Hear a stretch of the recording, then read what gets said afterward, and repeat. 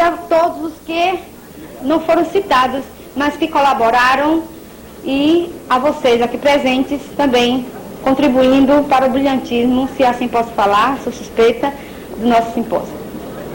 Companheiros, na continuidade deste trabalho, o processo ligado ao mergulho na mente para modelos terapêuticos, para modelo antropológico, para um modelo quase de posição transpessoal, as regressões de memória, os processos de mergulho nos arcanos do psiquismo têm um significado fabuloso, de interesses imensos, para que os psicólogos, os psiquiatras e os interessados dessa área possam colher elementos valorosos para o conhecimento e para um trabalho edificante.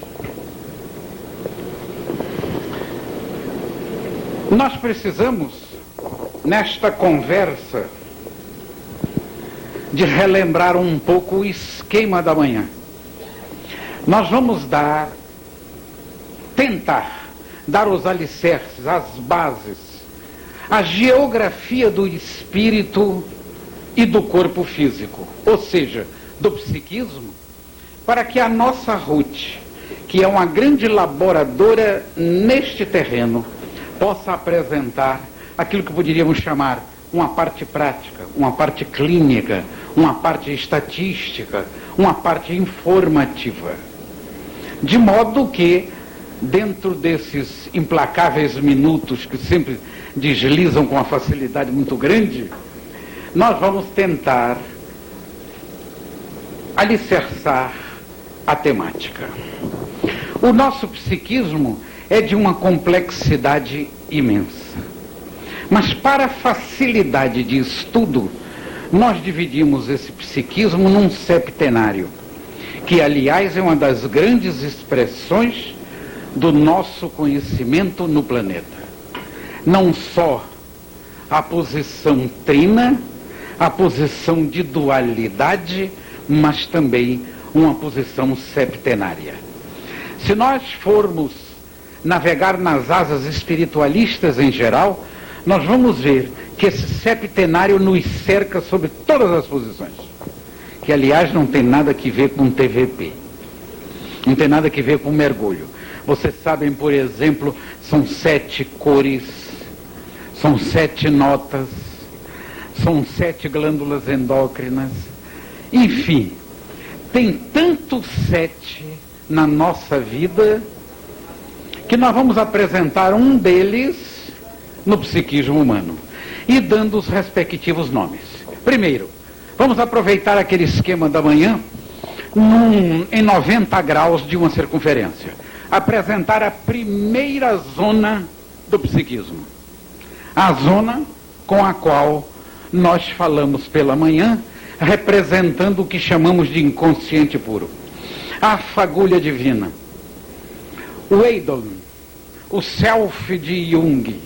Se bem que Jung colocasse um ponto um pouco menor.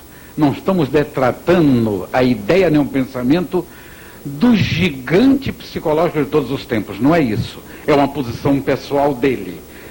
E nós, com a nossa irreverência, eu não sei de quê, mas talvez seja um pouco de perturbação espiritual, nós aumentamos esta zona, que achamos que é muito importante, e chamamos essa zona de inconsciente puro. Como dissemos pela manhã, é uma zona pela qual Deus se comunica conosco. Ora, se ele pode se comunicar conosco nesta zona, é que a sua dimensão deve ser de uma importância colossal.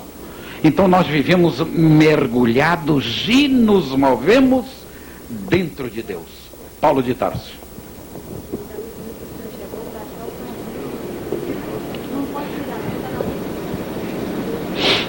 Tá bom assim? É porque eu estou fazendo o esquema aqui. Só se essa senhorita for um pouquinho para lá. Mas você já está no local, né? Ah, então te deixa aí. Qualquer coisa você me fala, viu?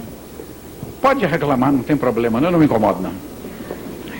Então essa primeira parte, este aqui, inconsciente puro. Seguindo-se a esta zona, o inconsciente passado com os seus núcleos.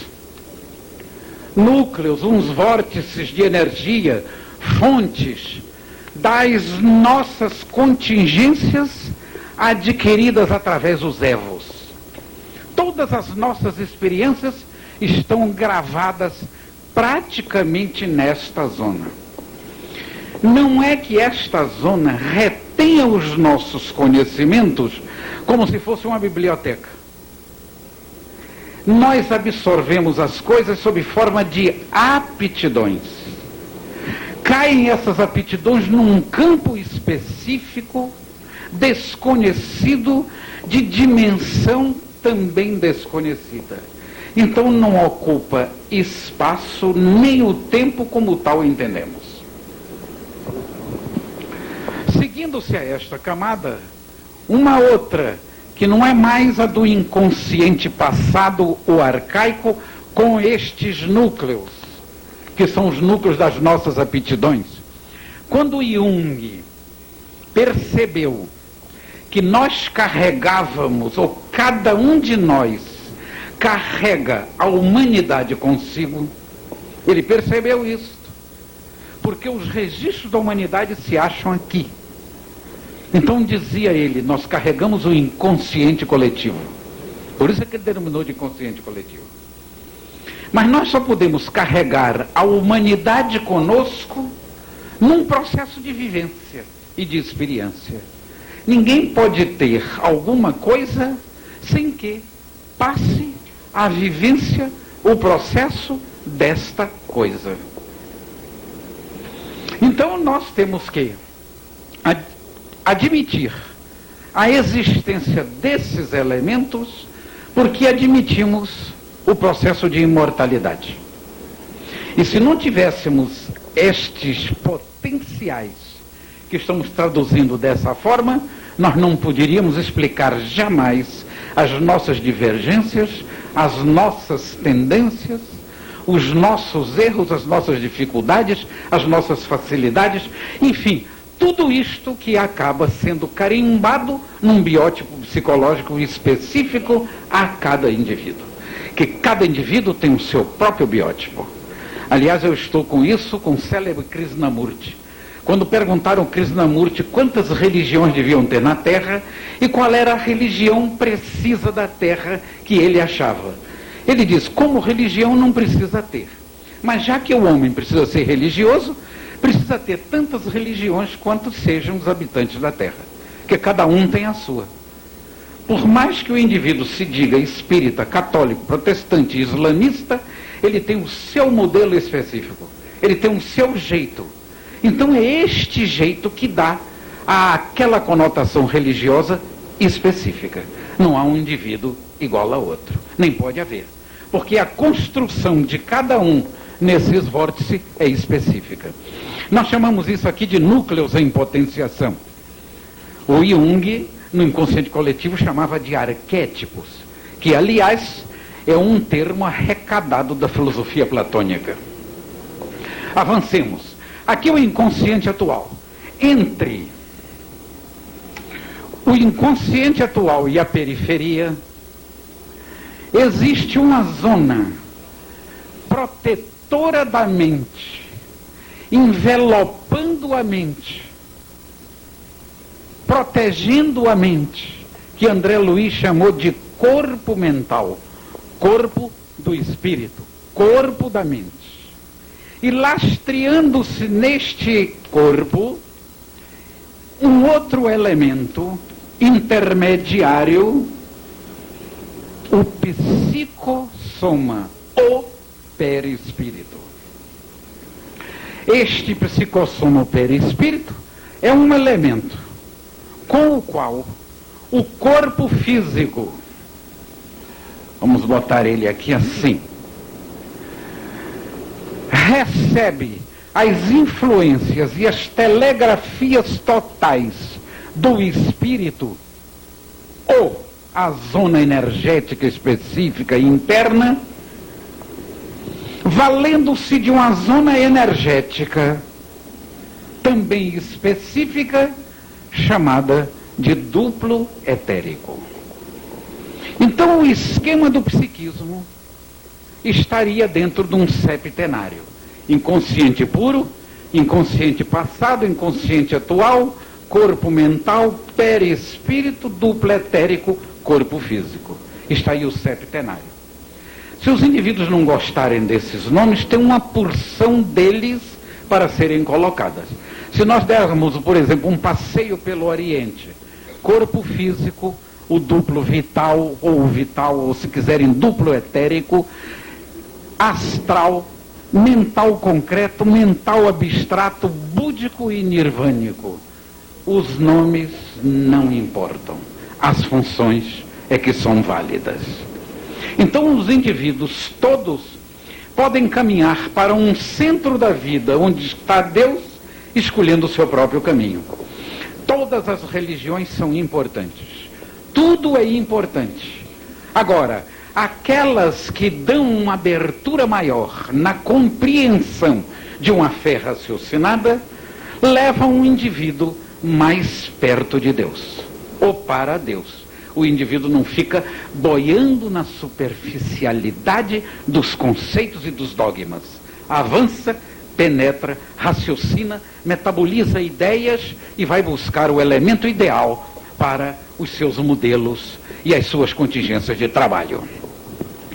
Desta forma estaria composta a nossa organização. Nos processos de penetração da mente humana, é preciso que se chame atenção que tem uma série de indivíduos, porque ficou na moda fazer regressão de memória, em que os indivíduos aprendem uns modelos superficiais de hipnose e dizem, vou fazer regredir. E tem os mais avançados ainda, dentro das suas condições de desequilíbrio. Eu não sei se tem avançados no desequilíbrio, mas tem. Vocês estão entendendo? E que pedem, pelo amor de Deus, a supostos gurus e guias, diz, você não faz uma regressão de memória para saber quem eu fui? Quem sabe se eu fui Napoleão? Elas dizem logo Maria Antonieta, que vem logo na frente. Aliás, Maria Antonieta, eu conheço 4 no Rio de Janeiro. 4 Marias Antonieta. Agora, os indivíduos que trabalharam no camarim de Maria Antonieta, ninguém estaria reencarnado. Mas isso é da natureza humana. Todo mundo quer ser uma coisa importantíssima lá em cima. Então, estes métodos simples da hipnose, que conseguem alguma coisa nesta zona, raramente eles penetram aqui. Raramente eles penetram nessas primeiras camadas. Então os indivíduos ficam com alacubrações e alguns pesadelos de periferia, dizendo que fizeram regressão de memória. E às vezes essas regressões são ajudadas por impulsos anímicos. Não teve saída, né?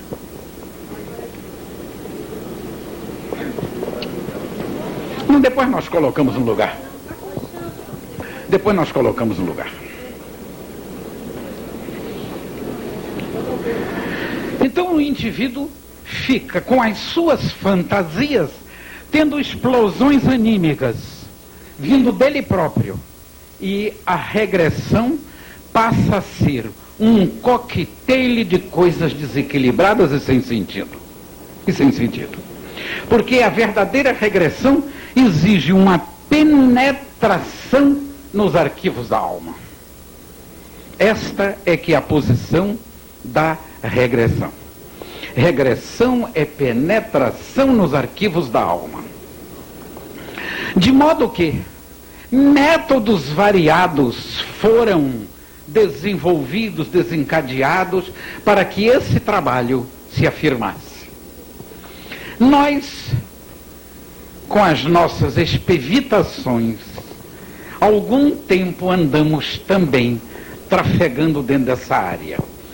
Tanto que tem um livro nosso, ligado à reencarnação, que nós apresentamos uma ficha de um indivíduo que foi regredido por nós. Nesta época, nós manipulávamos alguma coisa sobre hipnose. A hipnose clássica, com os modelos para penetração na mente. E conseguimos, de muitos indivíduos, alguns principalmente, médiums, pela sensibilidade que oferecem, são indivíduos ideais para esse tipo de hipnose. E fizemos algumas regressões com esses indivíduos, regressões muito interessantes, por sinal, porque eram indivíduos adestrados na doutrina espírita e que consertavam o processo. Nesta época, isso para aliviar um pouco a parte técnica, nós aprendemos muita coisa de hipnose, não a totalidade, porque apareceu um espírito oriental que se dizia o mestre, e através do médium começou a me ensinar uma série de coisas. E eu achei interessantíssimo. E comprovei as informações que nós vamos passar agora para vocês. Quando nós fazíamos as regressões pelos métodos clássicos da hipnose, conseguíamos chegar até aqui, mas não nas primeiras entrevistas. Isto ia dependendo do indivíduo e soltando a sua condição de defesa, porque é muito natural que essas defesas se formem com a hipnose clássica. O indivíduo somente solta o que deseja, mesmo inconscientemente. Preciso que você diga isso. Então esse indivíduo me ensinou uma coisa notável, esse mestre. Ele diz, toda vez que você colocar um indivíduo em hipnose, sugira que ele não vai sair do corpo. Porque na primeira fase da hipnose, o indivíduo dá um salto para fora. Ele projeta o perispírito, a consciência fica ao lado. E o hipnotizador, que pensa que está comandando o processo, passa a ser comandado. Porque o espírito do lado de fora do corpo é absolutamente independente. O espírito tem uma independência fabulosa. E é por isso da necessidade das sessões de desobsessão, de colocar o espírito num médium para que a situação possa ser dominada para uma determinada doutrinação. Porque de espírito para espírito, no nosso ambiente, na condição cósmica do nosso planeta, não é fácil. E é por isso que os indivíduos de mente em desalinho têm grandes penetrações nas áreas psíquicas dos encarnados, porque eles têm independência. Vamos adiante. Então o processo, eu comecei a aprender o processo, porque o indivíduo saía do corpo. E eu dizia para ele, mas se ele sair? Ele disse, não, você aproveita, manda ele fazer uma viagem, manda ele ir para um determinado lugar, e aí você depois comprova umas tantas coisas onde ele esteve. E eu tive comprovações notáveis com este médium e esse espírito. E eu quero contar uma coisa para vocês. Tem um tempinho, viu? Não se incomode que eu deixo a parte clínica com você. E está no final, hoje ninguém tem pressa, vai dar tudo certo. Ninguém tem pressa hoje. Então, quando nós tiramos esse espírito do corpo, eu mandei ele para minha casa, porque eu sabia o que é que tinha em casa. E ele foi para lá, essa coisa toda. Quando voltou, ele disse, não pude entrar. Eu digo, mas como que não pode entrar? Ele disse, não, tem 2 camaradas lá que não deixam entrar. Eu digo, mas é que são encarnados? Ele disse, não, é desencarnado. Tá, coisa... E disse que só entra se você mandar. Eu achei isso interessante, porque era uma época que a gente estava trabalhando com sessão de desobsessão. Então havia uma proteção natural, nós sabemos isso. Não é que a gente seja importante, nem seja guru de qualquer coisa, nem faça parte do parlamento espiritual. Também não é isso. Não é nada de importância. É apenas que eles precisavam de segurança, e essa segurança se fazia. Mas quando esse espírito penetrou, eu pedi para ir uma série de lugares. Eu gosto de contar essas coisas porque isto dá uma consequência muito específica para a doutrina espírita e as suas consequências. E eu pedi para entrar no meu quarto, onde eu tinha uma estante do lado, essa coisa toda. O espírito voltou, o regredido, e disse: não tem jeito, lá não pode entrar. Aí o espírito, o tal mestre oriental, me explicou: não force, porque vai ser difícil entrar. Eu disse: por quê? Todo indivíduo que age corretamente na vida, eu acho que eu estava direitinho. Quem está na doutrina espírita já está direitinho. Mesmo que não goste, ele fica direitinho. O tálamo conjugal é inexpugnável a ações espirituais, a não ser quando o indivíduo não tem o equilíbrio necessário, um dos cônjuges, as janelas se abrem para as mentes em desalinho. Vejam a importância do indivíduo andar dentro das vacinas de fidelidade, como chama o nosso Clóvis Nunes, para o processo da vida. E com isso nós aprendemos uma série de coisas. E fomos fazendo as regressões. Conseguimos muita coisa interessante. Mas com o desenrolar dos tempos e dos anos, como nós fazíamos as regressões mais insensíveis ou médiums, quando fomos passando para os indivíduos da outra área de não sensibilidade, começamos a sentir dificuldade.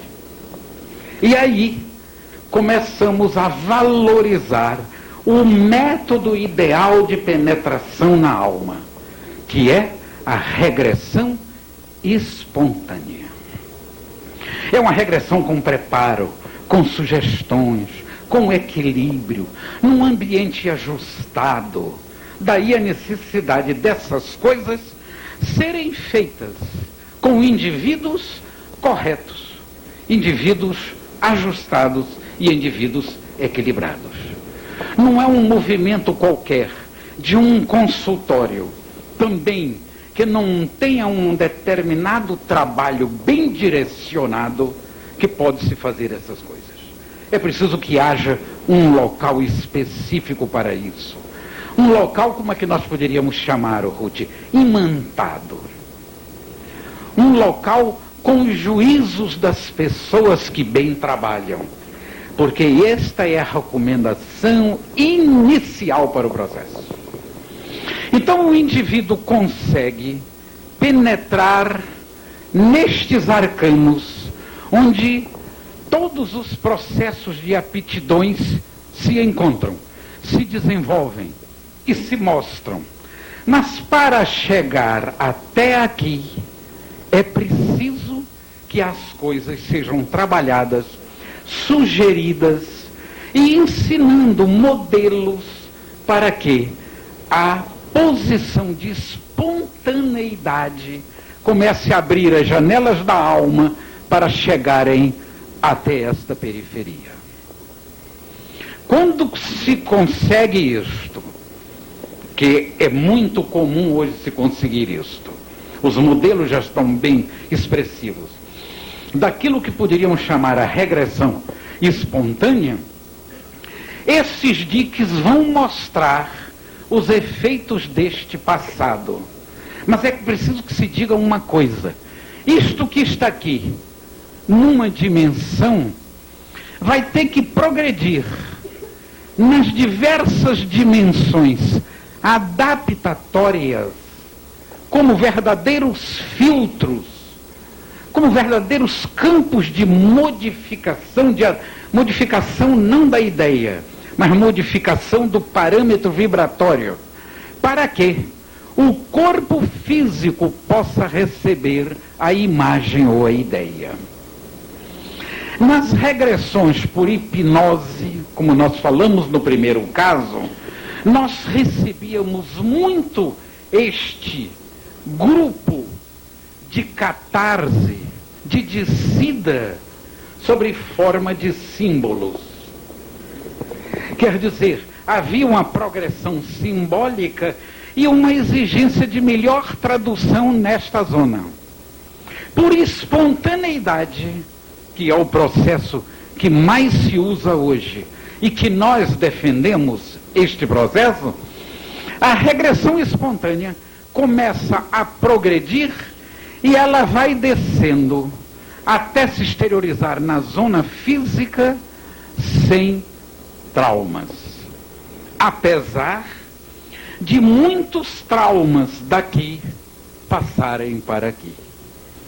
Porque na posição espontânea, o que mais aparece é o núcleo que está maduro e doido para sair. Ele está como que ali dentro explodindo. É preciso que alguém chegue para fazer aquilo que o Sócrates chamava um parto psicológico. Fazer a parte... É isso mesmo? É a maiêutica socrática, exatamente. A maiêutica socrática, que eu não queria dizer maiêutica, que parece até que eu estou aqui me mostrando maiêutica socrática, mas é o parto psicológico, em que os elementos são jogados nessa periferia sob as formas de imagens. Mas o que vem por aqui é justamente o produto mais pesado do inconsciente. E é o que precisa sair, é o que precisa drenar. Aí a gente diz, e se o indivíduo não fizer? Vem de qualquer jeito, não naquela época, pode até demorar um pouco, mas vem sobre a forma das cobranças kármicas. E uma outra coisa de importância dentro do processo. O processo chegou até aqui. Houve o parto psicológico. As sombras da alma que estão aqui com o processo, se nós não tentarmos colocar um elemento positivo neste vazio, entre parênteses, neste vazio, o que é que vai acontecer? Outras sombras da alma e coisa que nós absorvemos no dia a dia vão ocupar o mesmo espaço e ocupar os mesmos traumatismos, as mesmas condições. Isto é muito comum. E todos aqueles que não têm uma percepção dessas coisas e que têm seus traumatismos bem grandes e violentos, eles chegam num centro espírita, não conhecem nada. Eu vi falar que este médium é fortíssimo e eu quero ficar bom deste negócio. E aí soltam um negócio de uma neurose, às vezes alguma coisa banhada em psicose, que foi desenvolvida por mais de um século e ele quer num minuto resolver o problema. Então tem que ter paciência, compreender o porquê dessas coisas. E a necessidade de algumas entrevistas. Tem indivíduos que com algumas entrevistas estão muito bem. Tem outras que precisam um trabalho de maior profundidade, de equilíbrio. E tem aqueles que o próprio psicólogo acaba desanimando. Porque as raízes kármicas da alma são de tal natureza que sai um pouquinho só. E fica lá dentro um pocão do que eles tinham e conservam. Por quê? Porque isso não pode sair de uma vez, como se fosse um dique derramando, que vai colocar todo o processo psicológico periférico em desajuste. Isso tem que sair nas doses exatas do mecanismo. Se não for desta forma, não há um processo equilibrado. Daí a necessidade de uma pessoa equilibrada, conhecedora do processo, fazer a maêutica psicológica da alma. Tá bonito, não tá? Maêutica psicológica da alma. Vocês já sabem o que é e eu também estou aprendendo. Então, desta forma, o processo das regressões de memória tem que ser manipuladas por conhecedores. E de preferência, indivíduos que conheçam comunicação entre os espíritos, comunicação espiritual, conheçam o fenômeno mediúnico, estejam bem por dentro do processo de imortalidade e do processo de reencarnação. Porque muitos desses traumas, às vezes, estão combinados com várias reencarnações. E que é preciso arrumar tudo isso. Que é esta grande dificuldade. Arrumar o que o indivíduo vai receber aqui na periferia. Fazer uma arrumação psicológica do processo. Então, tudo isto estará ligado, coligado com as importâncias que um processo desta natureza exige. Então seria o ideal até que o indivíduo fosse espírita, porque o espírita já tem uma compreensão bem larga disso. Quando nós falamos de espírita, para nós é sinônimo de universalismo. Que o espiritismo para nós é um universalismo em ação. Eu não vejo o espiritismo com cercas. Eu vejo o espiritismo absolutamente aberto para os conhecimentos humanos.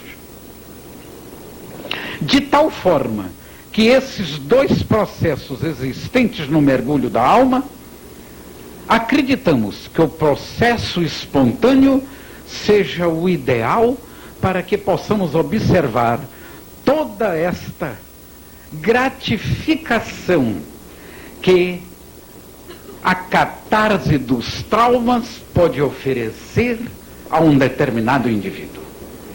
É um processo que já está na hora de tomar condições avançadas. E pode se perguntar, mas isto é para concluir, porque a Ruth tem muita coisa que falar aqui. Mas isto que está aqui, este elemento, não vai prejudicar o karma do indivíduo? As dores não vão sair antes do tempo? Os traumatismos não vão sair antes do tempo? Mas quem somos nós? Nós não somos também ajudantes do mundo espiritual? Nós não temos livre-arbítrio para fazermos o que devemos fazer? A ciência que está por aí, com a sua maravilha de modelos e de trabalhos, dentro da cirurgia, dentro da clínica, dentro dos processos laboratoriais diversos, etc., apresentando coisas notabilíssimas. O mundo também da homeopatia, com a sua cooperação imensa. A psicoterapia espírita, com a sua cooperação também grandiosa. Todos esses processos, oficiais ou não, alternativos como se lhe chamam, são valorosos elementos na busca de tudo isso. Então, com a saída desses elementos, não quer dizer que nós estamos mexendo com o karma das pessoas, com as reações que devem vir. Ao contrário, estamos auxiliando, estamos aqui para isso. E o mundo espiritual espera de nós justamente isto, que cada um apanhe realmente o instrumento do seu trabalho e avance naquilo que lhe compete. Todos nós estamos encarnados porque somos profundamente importantes. Cada um de nós é uma tônica vibratória no concerto universal. E não podemos estar fora da grande sinfonia. E aqueles que penetraram nos elementos coloridos, nas tonalidades mais sutis desta sinfonia, tal qual acontece com os espiritualistas em geral e os espiritistas também em particular e de modo geral, levam uma grande vantagem dentro do processo, porque estão acelerando o processo, comungando com o processo, se abraçando com o processo e buscando, num processo ético, filosófico e científico, dar um mergulho nas grandes verdades cósmicas, nas grandes verdades da vida. Ruth, é tudo seu. Agora. Meia hora, certo? Agora vamos colocar o retroprojetor aqui Para mim é um momento assim de grande alegria, e eu me sinto à vontade para comunicar justamente a experiência nesse processo. Eu busquei na psicologia alguma escola psicológica na sua expressão psicoterápica que me desse as condições justamente de trabalhar esses elementos, na certeza de que o tempo é apenas um referencial. O tempo não existe para o espírito. O tempo é necessário para a sua expressão no sentido da personalidade e nessa dimensão física. Desse modo, o espírito, nós sabemos, ele vai ser movido pelos núcleos em potenciação que o indivíduo precisa transformar. E eu tomei conhecimento desse processo terapêutico e viajei para São Paulo, atrás dele. E ele me levou até a Califórnia. Mas, normalmente, a psicoterapia ou a terapia regressiva a vivências passadas é considerado um método psicoterápico que utiliza como recurso terapêutico a regressão. É um processo pelo qual a regressão, o indivíduo retrocede a estágios anteriores desta ou de vidas passadas que se acham ou que se achavam reprimidos no inconsciente, bloqueado pelo consciente e responsáveis por numerosas manifestações patológicas, psíquicas, psicossomáticas, orgânicas e de relacionamento interpessoal.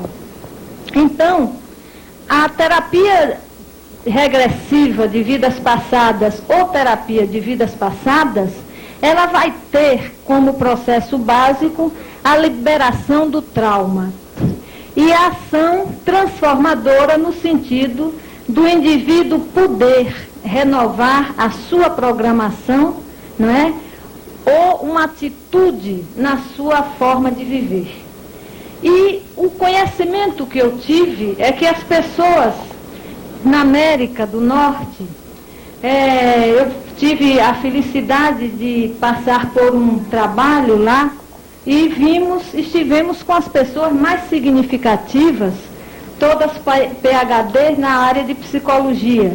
Então eles trabalhavam essencialmente com o intuito de liberação de trauma, liberar traumas. Ou seja, eles estabeleciam a relação entre o sintoma apresentado como as diversas expressões doentias do psiquismo ou em desequilíbrio, cujo objetivo, através da terapia regressiva, era a liberação de trauma. Isso implica no seguinte modelo, justamente esse modelo, esse diagrama, que é um diagrama apresentado pelo Dr. Morris Netterton. A mente é vista, esse ponto daqui, como a central registradora de eventos. E essa mente, ela se maneja no passado, no presente e no futuro. Nos processos regressivos, eu quero abrir aqui um parêntese para dizer que a maioria das psicoterapias são regressivas. A psicanálise é uma terapia regressiva. A psicologia analítica de Jung é regressiva. E as vertentes da psicanálise, seja a kleiniana, etc., também são regressivas. Ainda que se trabalhe com a bioenergética de Reich ou a bioenergética de David Boadella, já do que ele chama biossíntese, é um processo também regressivo. Então, essa mente, como a central registradora de eventos, ela tem os registros do passado na atualidade, desde a vida de vidas anteriores, de vidas passadas, como da vida atual. Na vida atual, nesse lado, nós vamos encontrar os registros dos processos da vida intrauterina, do nascimento ou do parto, da infância, etc., ou de vidas passadas. Bem, isto aqui, as coisas traumáticas, aqueles ferimentos psicológicos, traumatizadores, marcantes no indivíduo, eles são reprimidos no inconsciente e bloqueados pelo consciente. Através do processo regressivo, nós vamos ter uma ação provocadora, porque esses traumas, eles vão gerar distúrbios psíquicos, psicossomáticos, orgânicos ou nas relações interpessoais do indivíduo, como sejam desequilíbrios emocionais, neuroses, toda essa relação que vocês estão vendo aí. Com o processo da regressão, que acontece na consciência presente, do aqui e do agora, há um verdadeiro flash-up. Então, é uma verdadeira explosão desses grandes lampejos que facilitam uma ação conscientizadora que vai gerar uma revivência de fatos traumáticos, uma recapitulação de acontecimentos, o esgotamento de emoções e apagamento dos sintomas, proporcionando essa experiência íntima, o conhecimento subjetivo do indivíduo, da sua verdade própria, com compreensão de causas. Isso possibilita uma conscientização de lembranças através de vivências com forte conteúdo emocional ou traumatizantes até então reprimidos. Bem, dentro desse pressuposto, a mente, ela vai funcionar como uma espécie de fita cassete, mais avançado, quase como um processo de vídeo. Com esse processo regressivo, o indivíduo progride com relação ao seu futuro, tendo a oportunidade de uma reprogramação comportamental através de uma ação transformadora que vai gerar um novo insight, uma nova compreensão, possibilitando a mudança de comportamento no modelo de vida, a restauração do equilíbrio danificado, a aceitação, a cura, solução de conflitos, transformação e reprogramação, vida melhor. Bem, mas acontece que na prática eu pude ver pessoas em vários lugares, aqui no Brasil e fora do Brasil, que elas haviam passado por processos das regressões, no entanto, elas se apresentavam com um comportamento, muitas vezes, desajustado ou desequilibrante. E, ao mesmo tempo, quando eu comecei a trabalhar, eu notei que a superação ou a supressão de um sintoma como um processo fóbico, aquele cliente muitas vezes aparecia alguns meses depois, algum tempo depois, com outro sintoma. Então eu notei que houve um deslocamento, né? Se houve um deslocamento, aquele processo não foi suficiente. Se a liberação do trauma não foi suficiente, por que então esse deslocamento? Quais eram as fases da terapia? O que é que significava realmente o trauma? O que eram os sintomas? Então vamos dizer assim, eu me voltei para, com o conhecimento espírita, com a fundamentação do Dr. Jorge Andréa, porque eu desconfiava o seguinte: se um núcleo em potenciação for transformado, haverá a cura. Se houve só a catarse, pode não haver a cura. E nós estamos numa sociedade cuja filosofia básica é o hedonismo, é a busca do prazer. A própria psicanálise coloca como um dos seus pontos nevrálgicos o princípio do prazer. Eu venho propondo o princípio da evolução. Substituir-se nas psicoterapias o princípio do prazer pelo princípio da evolução. Então, eu fiquei cheia dessas interrogações, justamente a respeito de traumas, porque aí eu vi a chave de sintomas, a cura, como é que se dava e quais as fases desse processo terapêutico. Trabalhando, pesquisando, etc., eu tive que refazer os significados, pelo menos as conceituação das coisas, de colocar como um ponto principal esse conceito de núcleos em potenciação. E vocês me permitam, vamos dizer assim, sublinhar esse conceito fundamental, né? Os núcleos em potenciação são os regentes das atividades do psiquismo e que obedecem aos influxos sadios e perfeitos do inconsciente puro.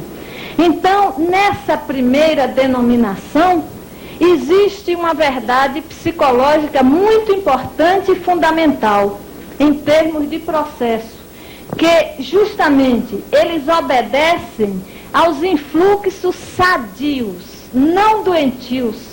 A doença, a sintomatologia é apenas um desvio. Então, esses NPs, ou núcleos em potenciação, eles são as fontes energéticas do inconsciente passado e teriam origem numa concentração vorticosa de emissão energética do inconsciente puro. A construção desses núcleos iria se dando pela absorção de qualidades em volta do seu centro. Não deve haver acúmulos energéticos e respectivos crescimentos, etc. Essa é uma definição que a gente pode encontrar no livro Energética do Psiquismo, da autoria do Dr. Jorge Andréa. A partir daí, e trabalhando aqueles que voltavam, ele dizia assim, mas eu superei a fobia, eu superei uma outra problemática, mas sinto que eu preciso ainda da terapia. E eu resolvi me aprofundar e estudar. E cheguei à seguinte conclusão. A primeira coisa que a gente tem que fazer nessa terapia, já que estamos tratando com o espírito encarnado, seria identificar o que é mesmo o sintoma, né? Então, chegamos à conclusão, eu coloquei entre aspas, porque está num trabalho que eu apresentei num congresso. É o sinal da irradiação energética de um ou de mais de um núcleo em potenciação em condições de ser transformado como investimento de energia para novas formas de relacionamentos do indivíduo consigo próprio, com o outro e com a vida.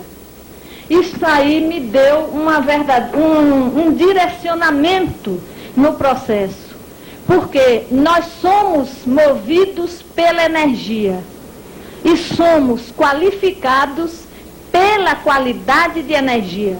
A transformação de um núcleo em potenciação vai representar a possibilidade de a energia do inconsciente puro, que justamente se localiza no centro do núcleo em potenciação, essa energia poder banhar todo esse núcleo.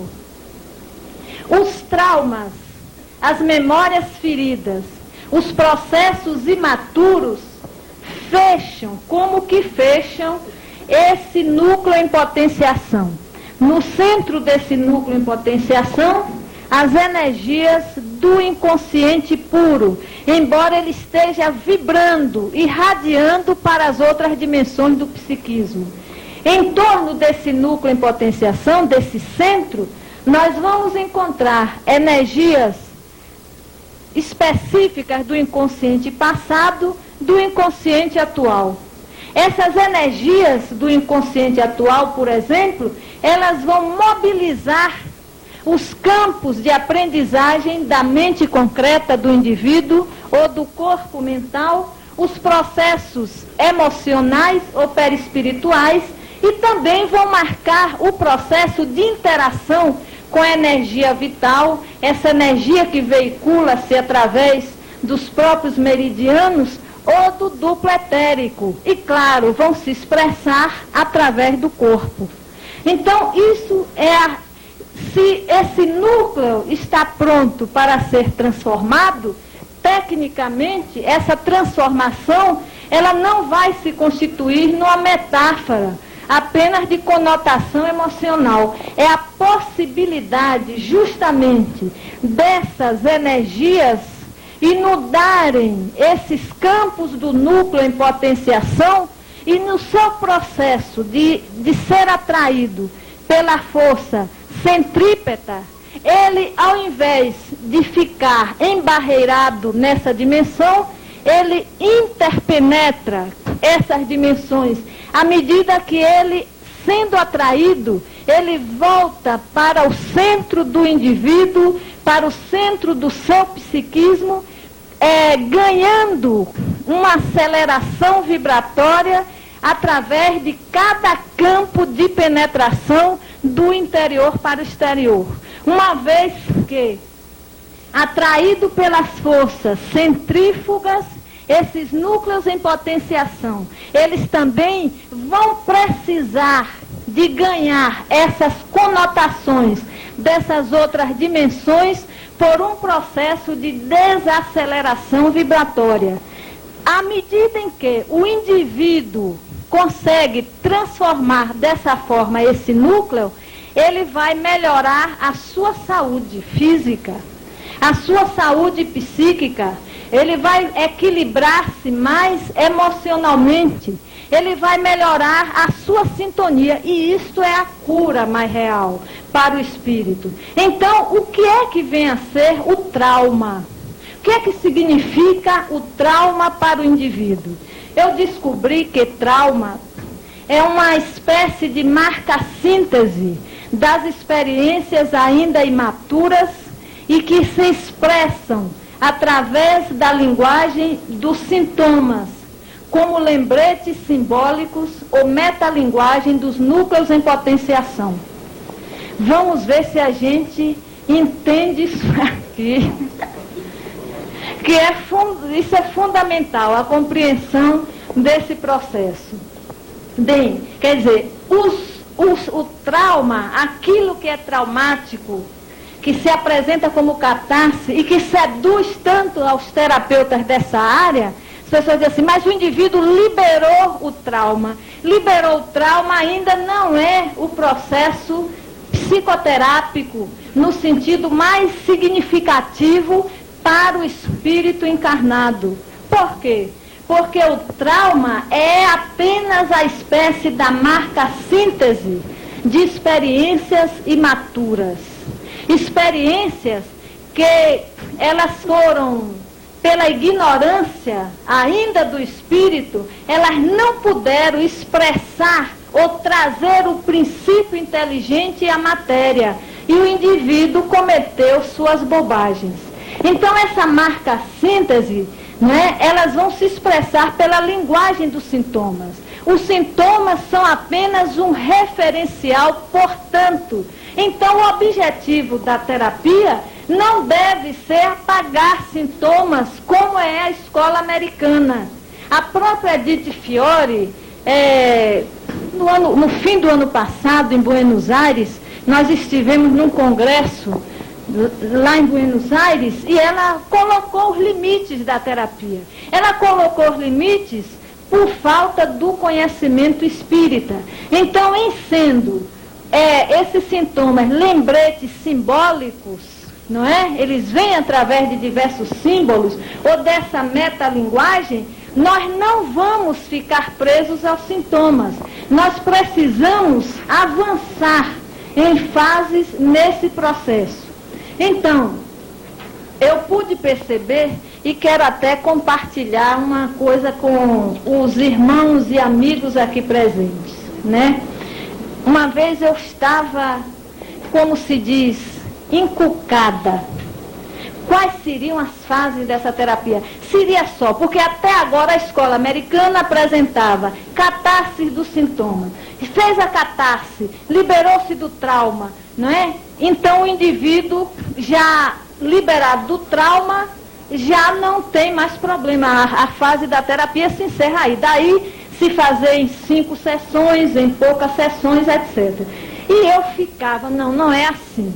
Definido esse sintoma, redefinido esses traumas, eu me lembro que uma vez eu fui fazer uma palestra na casa de oração, mas só pensando nesses processos. Isso aqui nós já sabíamos: reconhecimento, catarsis, insight. O processo era até aqui, né? Então eu ia descendo a ladeira da casa de oração, quando eu percebi as outras fases. Quando eu percebi, mas eu fiquei tão alegre que eu caí sentada na ladeira, morta de felicidade. E cheguei para fazer a palestra com a roupa meia suja e toda alegre. O pessoal, o que foi? Eu disse, eu caí na ladeira. Aí uma pessoa me disse assim: você é psi. Não me diga que você agora virou a masoquista, cai na ladeira e fica alegre. É porque a pessoa não sabia por que eu havia caído na ladeira, né? Bem, então, essa terapia regressiva a vivências passadas, ela trabalha num processo menos temporal. E ela vai precisar de dar ênfase a essas fases.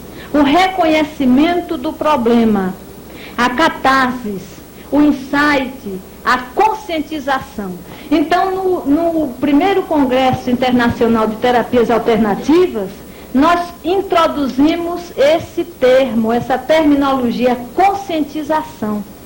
Porque quando a conscientização, a plenitude da consciência do espírito encarnado na sua interação com a matéria, a necessidade da aceitação, o processo de integração na vida, o ressignificado daquela experiência e a reeducação pela vontade. E isso dá trabalho e não é a jato. Eu vou colocar aqui um exemplo para vocês entenderem isso melhor.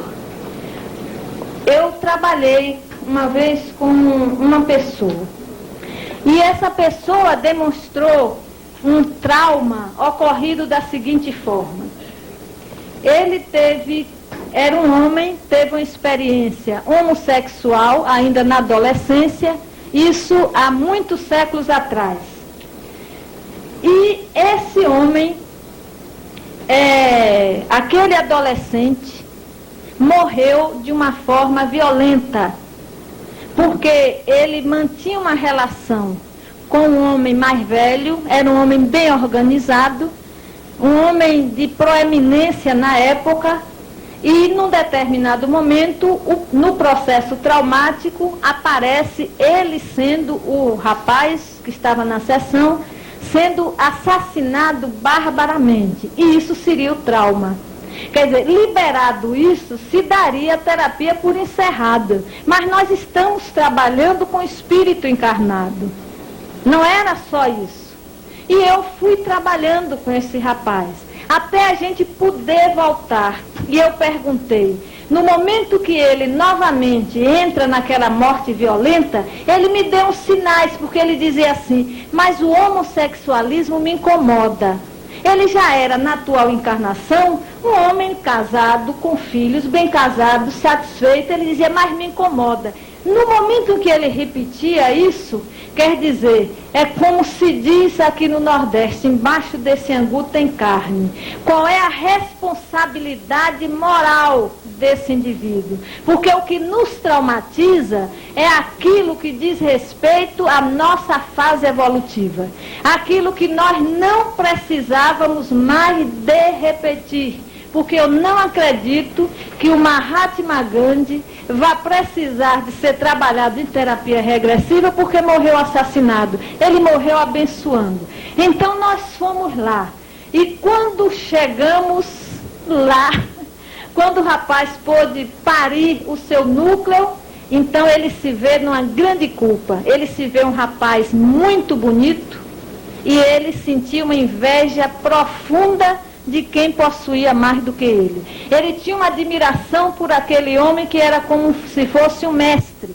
E ele o seduz, o homem. ele o seduz e mais tarde ele vai seduzir uma mocinha. Isso cria um processo passional e o homem, no momento de desequilíbrio, assassina. Nesse instante, quando ele toma consciência da sua própria responsabilidade no processo, ele começa a rever de uma forma rapidíssima existências nas quais ele vem desviando um processo de evolução. Ele vem manejando sua evolução conscientemente quase que só dessa área, sem permitir a marca, a síntese dos centros dos núcleos em potenciação ou processo divino. E isso eu tenho encontrado estatisticamente em muitos casos. Cheguei a consultar determinada vez a Dr. Jorge Andréa, porque eu noto que naqueles momentos em que o espírito encarnado, ele já tem condições de marcar a sua evolução, de se determinar, vamos dizer assim, por uma escolha mais coerente com leis universais que aparecem em todas as culturas da sua época, e essas leis representam a presença divina, o indivíduo assume uma violenta briga com Deus. Então existem os clientes, aqueles espíritos, aquelas almas que estão sofrendo porque estão brigando com a divindade em si mesma. Estão sendo refratários à presença divina, essa presença que marca também através de uma capacidade de sintonia com os próprios guias espirituais ou com seu anjo guardião. Então, diante disso tudo, eu ainda fiquei curiosa com as informações que nós conhecemos na literatura espírita, para saber como é que esses núcleos em potenciação são acionados, de que forma eles são acionados, por que eles são acionados. Claro que há dentro dessa sabedoria infinita os núcleos que vão alimentar sistemicamente todo um processo reencarnatório numa coerência com as condições vibratórias familiares, as condições vibratórias do indivíduo, ou núcleos que representam peso barôntico para a não permanência do espírito no mundo espiritual. Então, como esses núcleos são acionados aqui? Eu percebi que a gente poderia resumir isso através de dois tipos de indivíduos, né? As almas vinculadas e as almas comprometidas. Aqui está a representação da personalidade atual.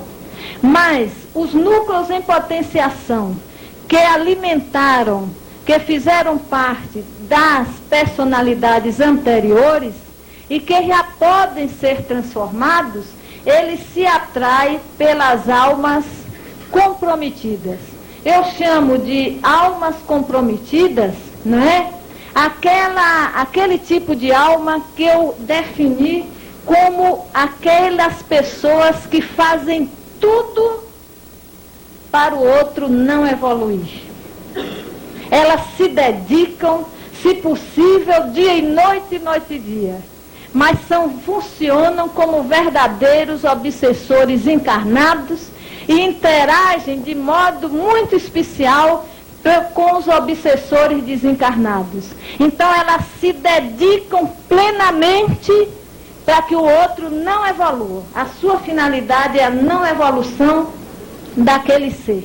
Enquanto que as almas vinculadas, elas são atrações proporcionais do centro dos núcleos em potenciação. Essas almas vinculadas são aquelas almas que ajudam a evolução, que interagem de uma forma mais positiva na evolução. Isso porque a própria realidade física, ela constitui de um complexo padrão de interferências. E nós estamos aqui para expressar o espírito numa nova identidade, superando medos, fobias, etc., sentimentos de inferioridade, para construirmos uma nova identidade na finalidade espiritual, a finalidade precípua pela qual nós nos encarnamos. Nós nos encarnamos para trazer o princípio inteligente à matéria. Daí precisarmos de um processo de reeducação e de uma ajuda terapêutica. A psicoterapia, ela deve ter a possibilidade dessa reeducação.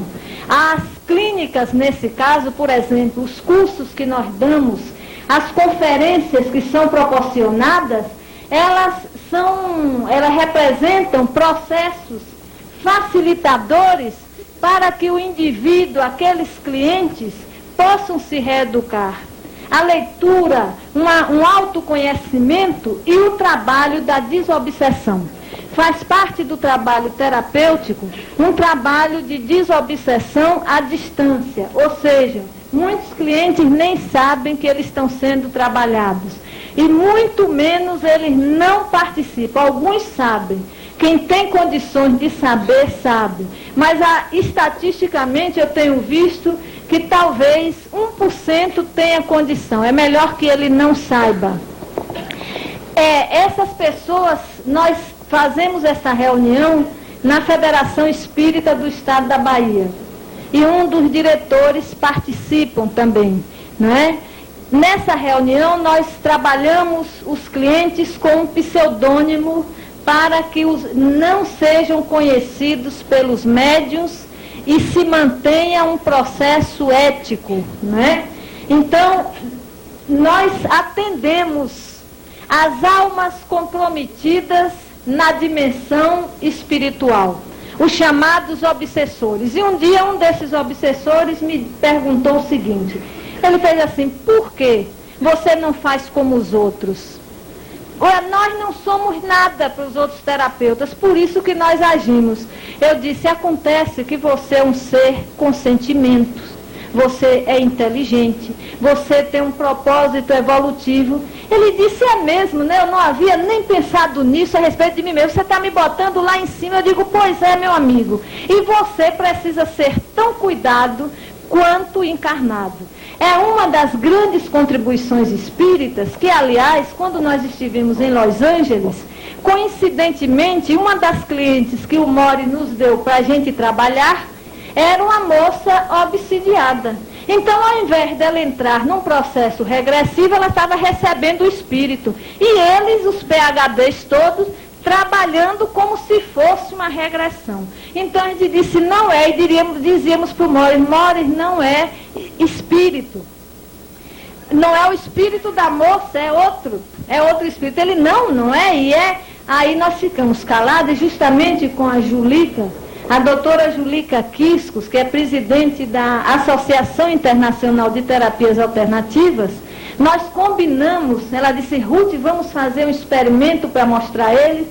Vamos ver, eu disse: vamos ver, vamos orar para consultar os espíritos. Que ele não está aqui com a equipe mediúnica de desobsessão. Mas oramos e foi dado sinal verde pela espiritualidade. Era uma situação muito especial. E nós combinamos o seguinte: quando o espírito começasse a se manifestar, eu atrairia para o meu campo, eu que sou médium também, de psicofonia, etc., e ela isolaria o campo perispiritual da moça. E isso nós fizemos. Aí, nesse instante, o espírito foi atraído, a moça começou a colocar o seu próprio trauma desta vida e não de outra. E o espírito me contou toda a historinha. Ele disse: olha, eu já não aguento mais essa mulher. Porque ela é uma viciada sexual. Eu estava com as saudades aí de uns embalos sexuais.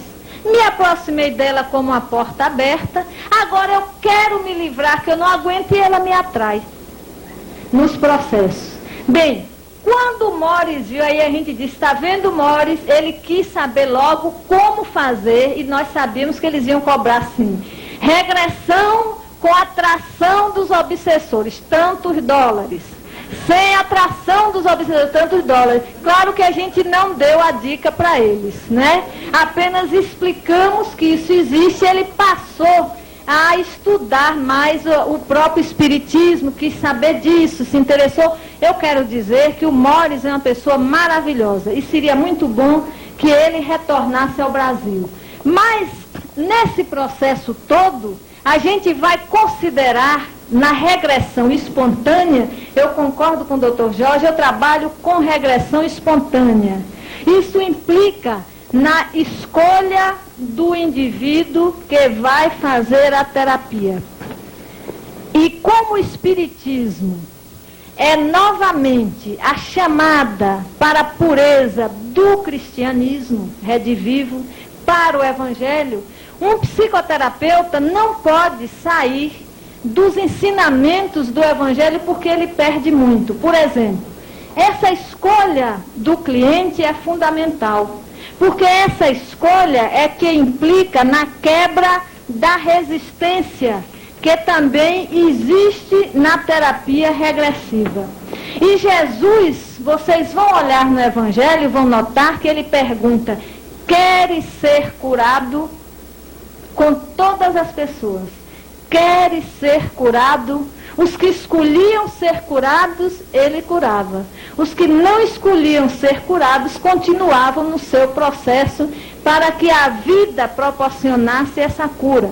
Então eu noto que a resistência no processo da terapia regressiva, ela pode ser uma resistência advinda do mental, por preconceito do corpo mental atual desta vida, porque o corpo mental está segurando, vamos dizer assim, até quanto pode o equilíbrio psíquico. O indivíduo não tem informações e tem medo. Pode ser uma resistência do emocional, né? Uns arrepios perispirituais, vamos dizer assim, ou pode ser uma resistência legítima. No Evangelho do Cristo, a gente vai verificar esses tipos de resistência. A gente vai ver as resistências individuais, as resistências coletivas, quando, no caso do obsidiado de Gadara, quando o povo expulsa o mestre, não é? Por causa do prejuízo da vara de porcos. E a resistência legítima, um terceiro tipo de resistência. A resistência legítima é a resistência advinda do inconsciente puro, que tem as condições valiosas de fazer uma avaliação real, condizente das necessidades das pessoas. Embora essa psicoterapia seja contraindicada, por exemplo, o indivíduo que se encontra com o seu perispírito ou seu vital em processo de desequilíbrio por causa do uso de drogas, etc., ele não pode se submeter a essa terapia. O indivíduo psicótico ou borderline também não é indicado. O indivíduo obsidiado primeiro tem que passar pela desobsessão para depois se submeter à terapia. O indivíduo com problemas, comprometimentos de saúde, doenças degenerativas, ou sem controle, ou indivíduo hipertenso, o indivíduo cardíaco, etc., ele não pode, não tem condições de se submeter a essa terapia. Ela não serve para todas as pessoas. E eu realmente me considero uma parteira. Eu sempre digo, eu sou parteira e recebo as pessoas, os núcleos em potenciação. Aqui é a maternidade dos núcleos em potenciação. A clínica é essa. Se a resistência é uma resistência legítima, cabe ao psicoterapeuta não realizar o processo, porque é uma resistência ou aguardar as condições. E o psicoterapeuta vai trabalhar muito mais em parceria com a sabedoria do inconsciente profundo e em sintonia com o anjo guardião da pessoa. Esta é a realidade, uma das grandes contribuições espíritas. Então vamos ver o seguinte, eu vou dar um exemplo.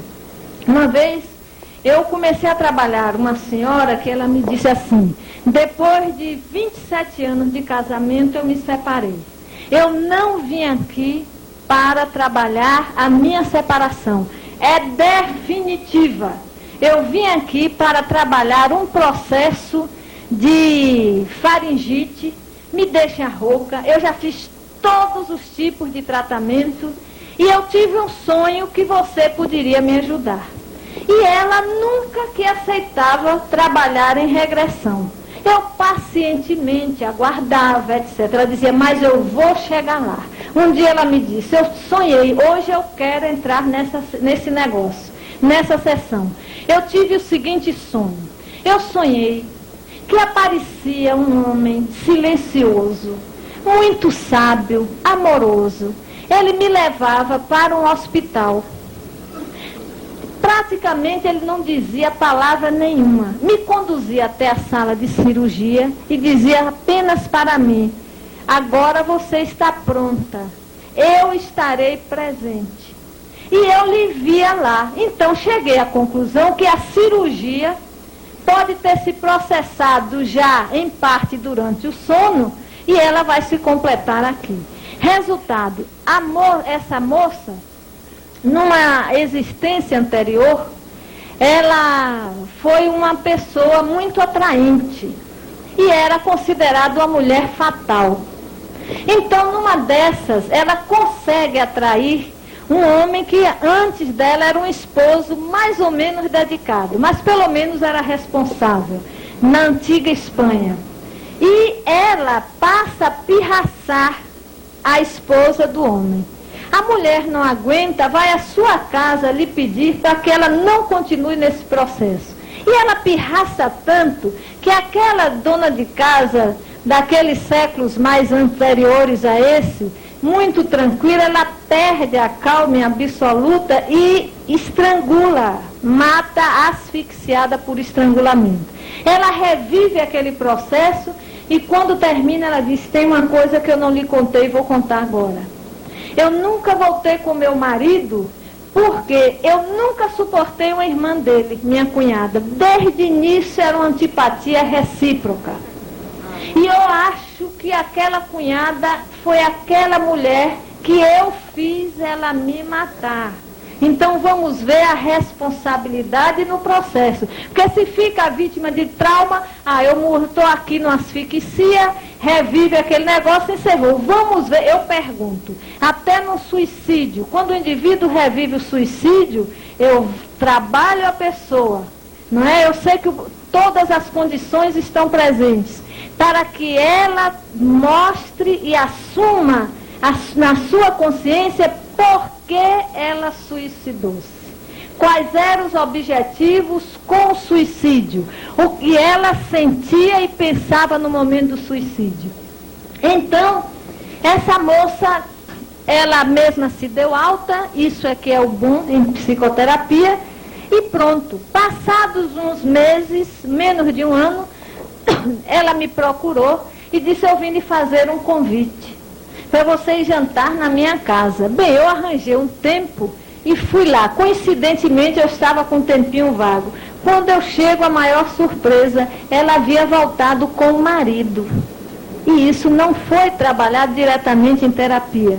Então, e até hoje está vivendo muito bem. Ela disse, eu aprendi a irradiar dali em diante muito amor e muita luz para minha cunhada, porque eu percebi que o conflito do meu marido em dar atenção à irmã era uma espécie de um processo de culpa, porque ele havia abandonado por minha causa. Então ela refaz esse processo de relacionamento, essa interação.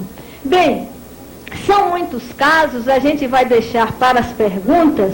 O que eu quero colocar para vocês é o seguinte, quando há o aval desse nível daqui, da pessoa, nessa moça ela teve o sinal disso através do sonho que eu interpretei, aquele homem sábio, silencioso, etc., como uma expressão da energia do centro do núcleo em potenciação ou da energia do inconsciente puro, que é justamente o nível da gente de profundo amor e sabedoria. Outros, eles têm visões. É a visão de um símbolo da natureza, é a visão até crística. Eles têm outro processo e com isso eles passam também a interagir no nível mais profundo de si mesmo e mudam o próprio caráter. Eles passam a mudar a vida, assumindo uma conscientização que é sinônimo de responsabilidade. E concluindo isso, eu vou apenas colocar o seguinte, que nós somos esse todo. E esse todo, essa totalidade presente em nós, é que nos faz, não é? Nos caminhar e nos encaminhar pela morte, pela vida, pelo renascimento, que são aspectos de um todo do nosso holomovimento nesse holoverso, não universo, mas o holoverso, cujo impulso maior, como a profunda respiração, é o nascer, é o viver, é o morrer, é o renascer ainda e progredir continuamente, porque esta é a lei. E com isso, embora na matéria, nós vamos fazer uma descoberta extraordinária. É uma descoberta como essa que foi expressada dessa forma.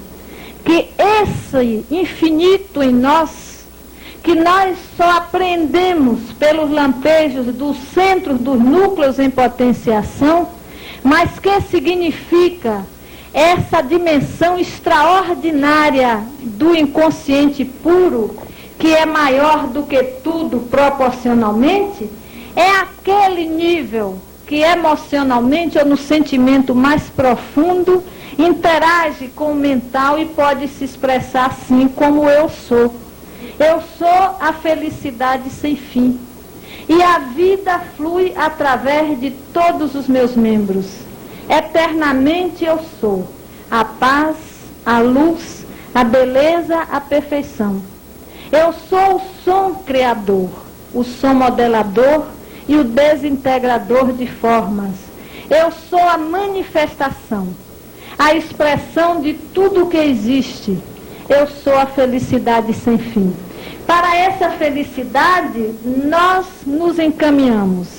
E essa felicidade pode ser sentida através do conhece-nos a nós mesmos.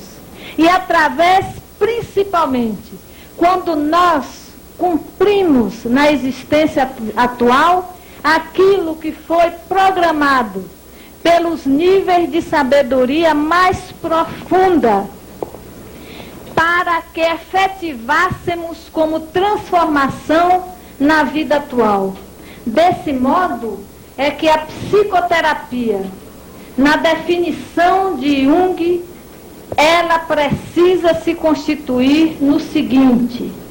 Jung dizia, no fundo, a psicoterapia é uma relação dialética entre o terapeuta e o paciente. O objetivo é a transformação.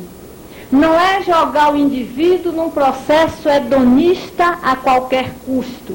É a transformação, não algo predeterminado. O máximo que o terapeuta pode fazer é ajudar o paciente a conseguir uma atitude que oponha a mínima resistência possível à experiência decisiva da encarnação. Mas para isto é preciso que ele mesmo tenha realizado em si esta experiência. O contato com o self, com a centelha divina que existe em cada um de nós.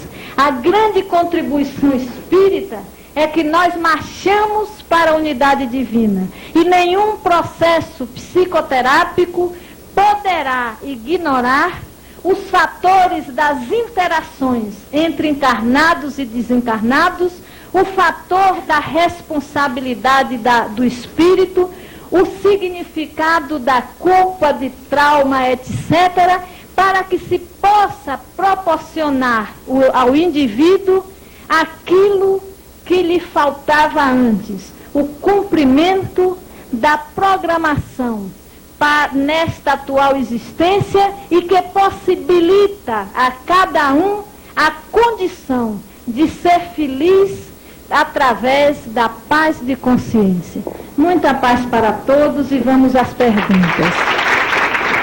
Uma pessoa corre ao fazer a regressão de vidas passadas, ao tomarem conhecimento dos seus comprometimentos, dos seus obsessores ou do seu padrão de inferioridades passadas.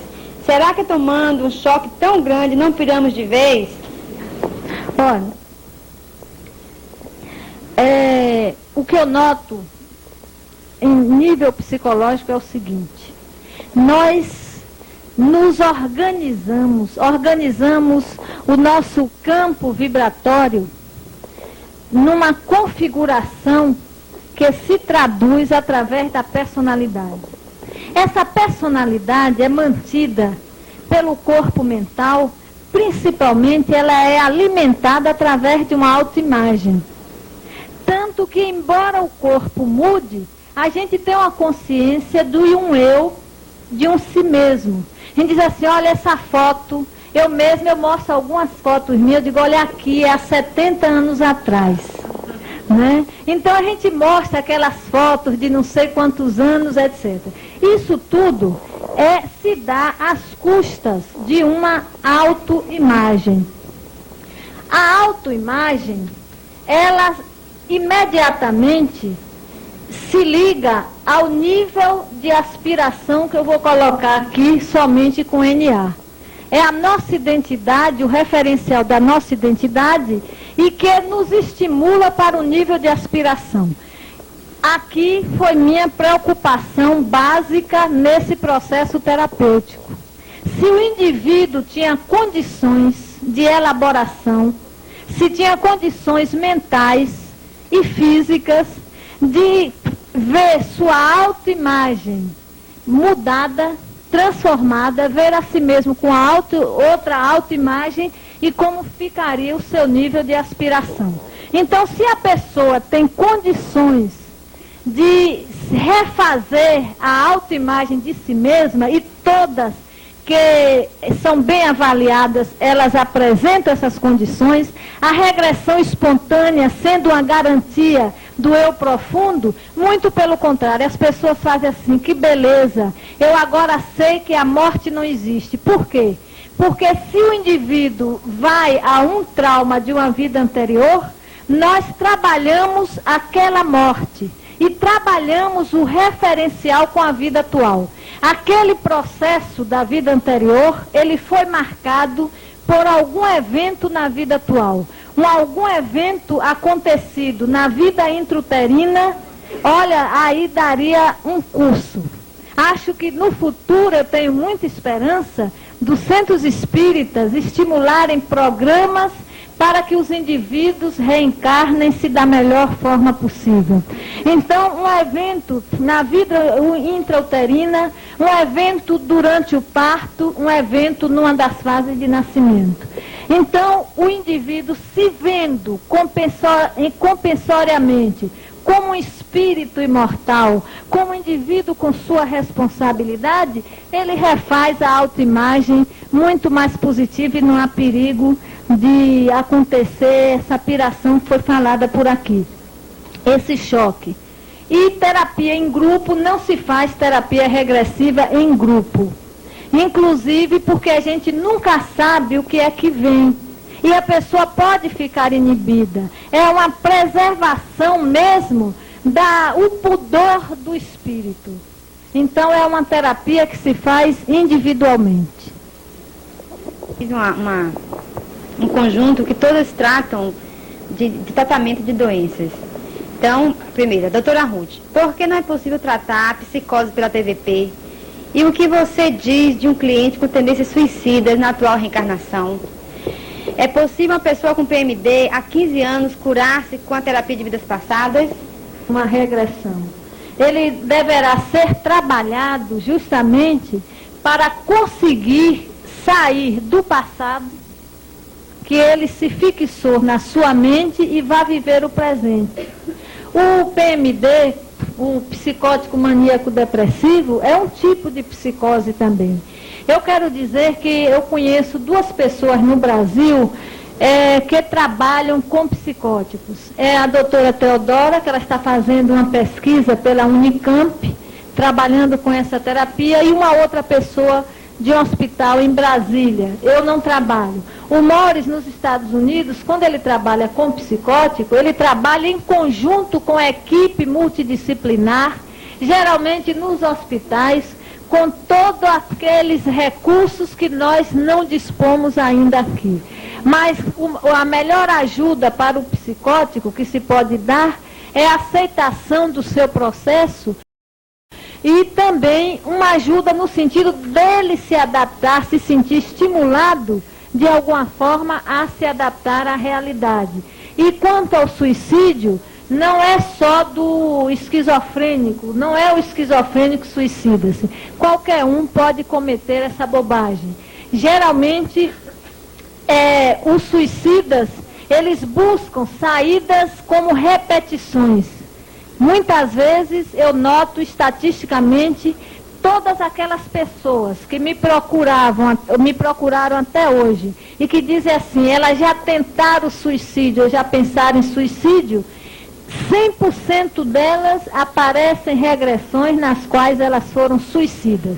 E são regressões as mais dolorosas possíveis. São terríveis de serem revivenciadas. Inclusive, nós precisamos trabalhar, no caso dessas regressões, o chamado espaço intervida. O espaço intervida é o chamado espaço da erraticidade. É o que o nosso amado e querido mestre Allan Kardec nos descreve através dos espíritos como erraticidade.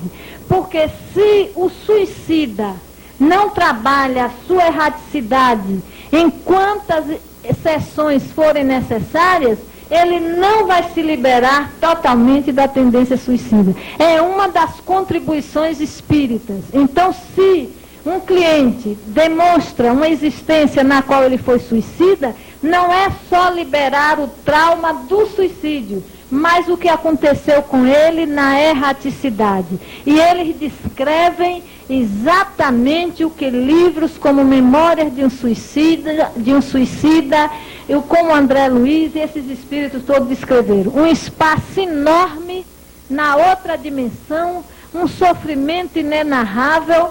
Até, por exemplo, uma das pessoas que eu trabalhei este ano, elas me diziam assim, mas a casa, eu estou na mesma casa, a casa já está envelhecida, eu não vejo mais ninguém, a pessoa atormentada.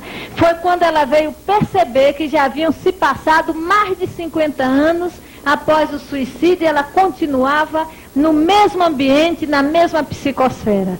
Esgotada aquela energia, é que ela vê um ser de luz que lhe dá a mão num determinado momento da existência. Então, essa terapia, há nuances, não é uma terapia espírita, mas como todas as ciências, especialmente as ciências da saúde, e ainda muito especificamente, as ciências da saúde mental necessitam da luz que a doutrina espírita pode oferecer, e é preciso que a gente propale essa luz sem nenhum acanhamento, nos congressos internacionais, partilhando com as pessoas aquilo que a doutrina tem para oferecer, a fim de que o trabalho de ajuda ao próximo seja um trabalho eficaz e seja efetivado com muita eficiência. Quais são os casos em que os pacientes podem saber o que aconteceu na regressão? Até que ponto a regressão de vidas passadas evolui o espírito nas próximas reencarnações? Quais são os seus critérios para que um paciente possa fazer uma regressão, mesmo que não tenha traumas? Não é usado nenhum tipo de catalisador na regressão espontânea? Que riscos a hipnose traz no processo de regressão? Toda a regressão espontânea é consciente. Então não há aquela do indivíduo saber o conteúdo ou não. Eu não quero ficar à frente de Dr. Jorge de jeito nenhum. O copo eu já derrubei aqui, tudo bem, né? para não ficar na frente dele, porque eu tenho um carinho muito especial por ele. Ele sabe disso, ele é o meu muso inspirador. Eu sou agradecida, eu quero abrir aqui um parêntese, eu presto homenagem aqui em público ao Dr. Jorge Andréa, e para dizer aos irmãos o quanto é importante a gente dar conta do nosso recado. Se ele não tivesse cumprido a sua tarefa nesta encarnação, eu seria uma psicoterapeuta órfã, na orfandade, porque eu não teria a fundamentação essencial que me guiou por todo o processo como psicoterapeuta. Né? Eu agradeço justamente a ele e por isso que eu jamais fico na frente dele. Nem no negócio desse tipo. É um respeito e um carinho muito grande. Então, toda regressão, ela é totalmente consciente. E eu trabalho essa consciência desde as entrevistas. A pessoa ter consciência por que ela está ali. Quais os propósitos terapêuticos? Quais os seus propósitos de transformação kármica? E por que? Elas até se assustam. Como é isso? Eu digo, pois é, como é que você sente isso no seu corpo? Então, essa resposta me parece que já foi dada. Quanto à hipnose, eu não trabalho com hipnose, eu trabalho da forma espontânea. E o catalisador existe. O catalisador é o meu próprio inconsciente, é o meu anjo guardião, são os espíritos que acompanham o processo, é o anjo guardião da pessoa, é o núcleo em potenciação. Por isso que eu preciso, e todo terapeuta dessa área, ele precisa ser muito bem trabalhado. Ter o seu inconsciente mais ou menos, né, trabalhado, vamos dizer assim, para esta vida, porque não é um processo que não termina nunca, a fim de que ele, interagindo, e eu podia mostrar isso no esquema, Dr. Jorge Andréa, vamos botar esse retroprojetor aqui rapidinho, que vocês são do psiquismo. Esse daqui, não é? A gente está vendo a circunferência nos seus 360 graus. É como nós temos consciência. Nós temos consciência da periferia para o que simbolicamente, numa linguagem facilitadora, nós chamamos de para dentro. Então o inconsciente puro ficaria dentro do indivíduo, no mais profundo do seu psiquismo. Entretanto, a nível de interação, a nível de expansão, a nível de dimensão, o inconsciente puro é esse oceano maravilhoso que está aqui. E o consciente, aquilo que nós nos referenciamos mais como a personalidade, é justamente essa dimensão pequena. Quando nós estamos interagindo com alguém, esses elementos aqui vibram também nossa aura. E isso é um elemento catalisador no processo. Foi aí que eu me baseei para ter o elemento catalisador e ter muita confiança. Ruth, em função de cada tipo de patologia, qual é o tempo médio de uma cura ou equilíbrio? Como saber quando se estão cumpridos os níveis programados? E as pessoas que não têm acesso ao tratamento terapêutico, como ficam?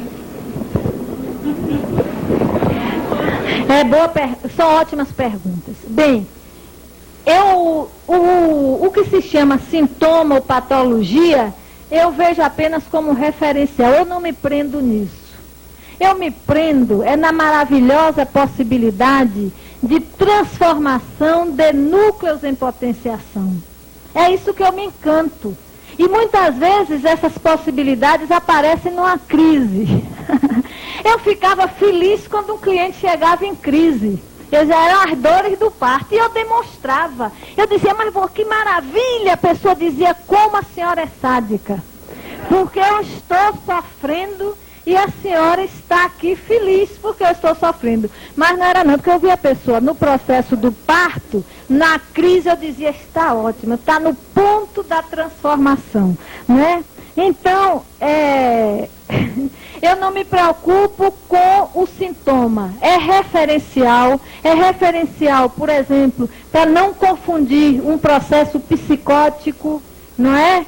E um processo borderline, trabalhar aquela pessoa sem condição, para isso. Mas na hora, pouco me importa se chama de neurose. Neurose, uma das grandes definições da neurose, para mim é a de Karen Horney. Ela dizia assim, o neurótico é aquele que faz tudo para amar, para ser amado, menos amar. Então, neurótico é o indivíduo que faz tudo para ser amado, menos amar. E ele está no ponto de amar.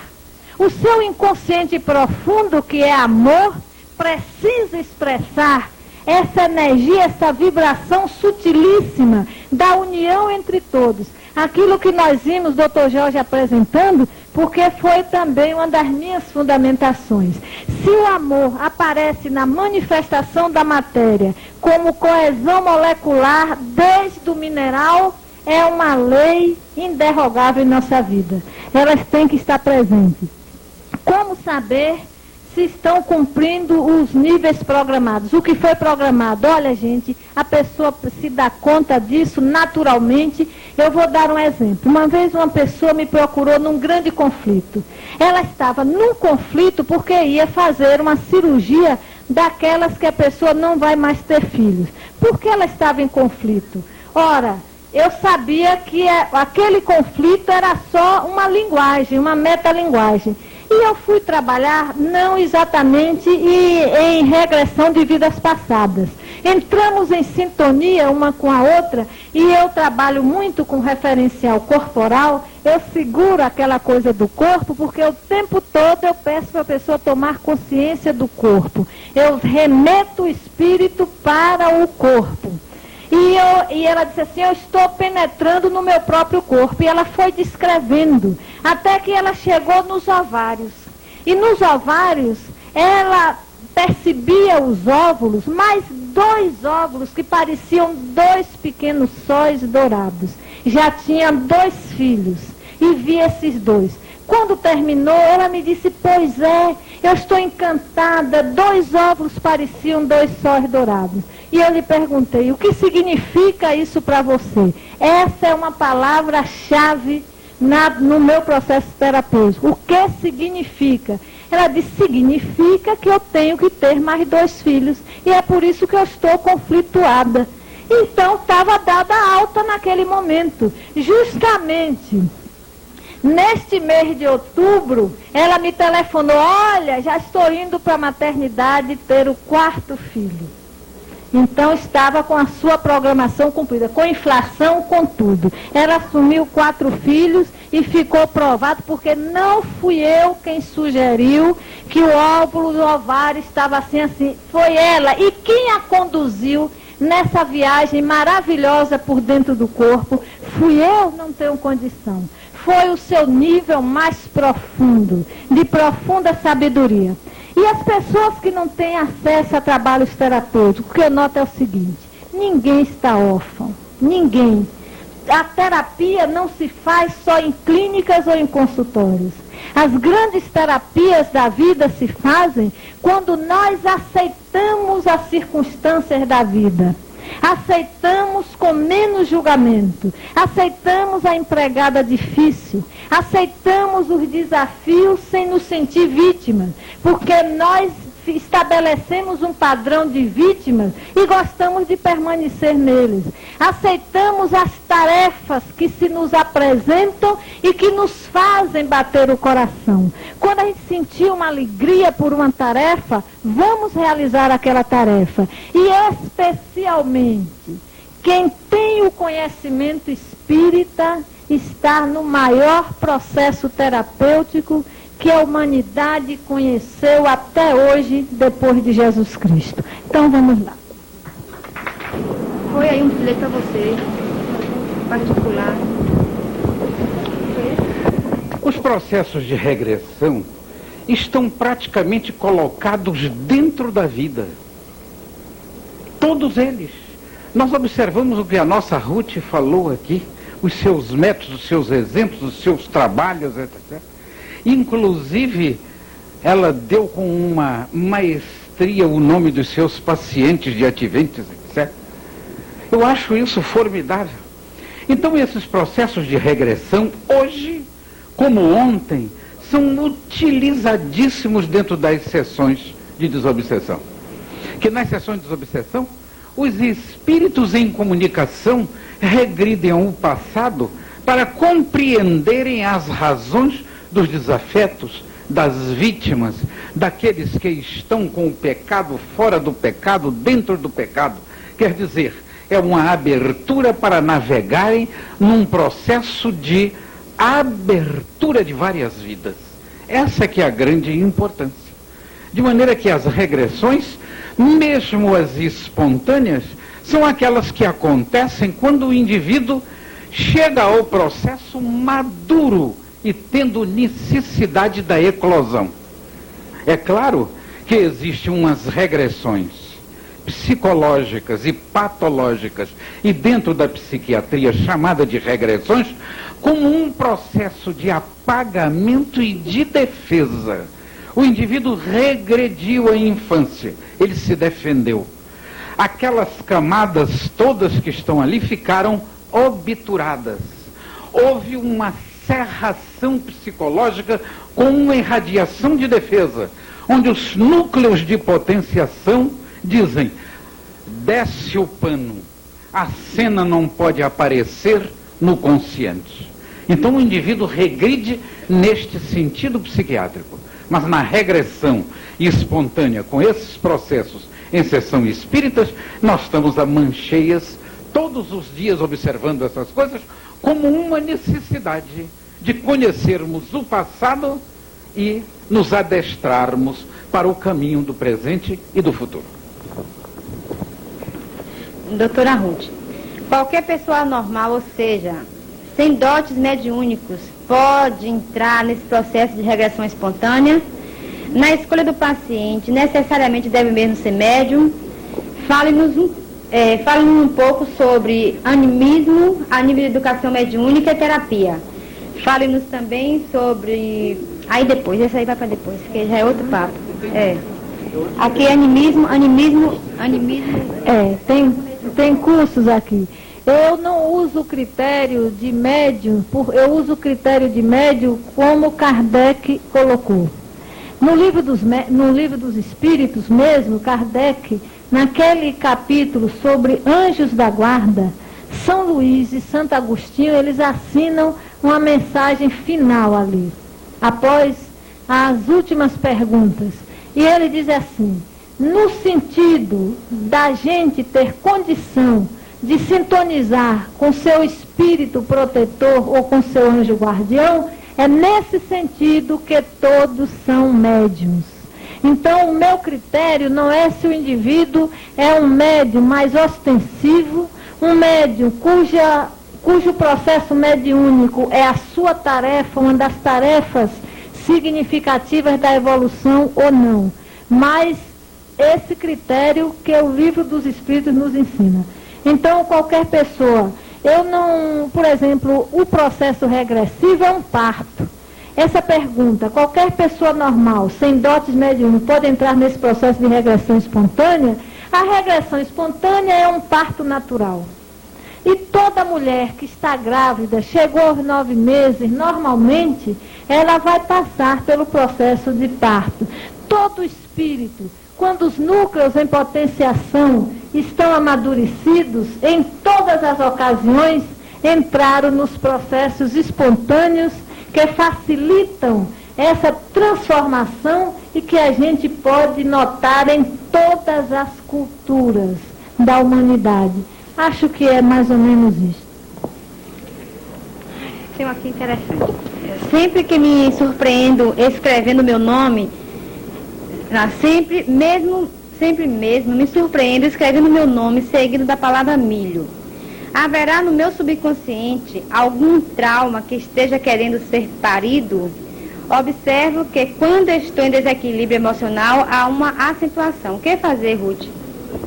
Olha, gente, milho é uma coisa tão gostosa que que eu não acredito que seja nem por trauma, especialmente em estar no Nordeste. Olha, eu quando vejo milho, eu sinto uma felicidade que para sentir mais do que aquela felicidade, só mesmo o cavalo.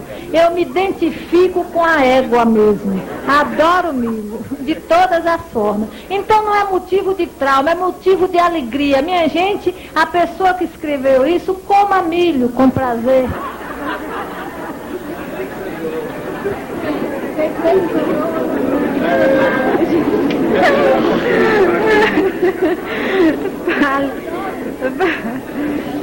Ruth, fale-nos sobre homossexualismo e terapia de vida passada.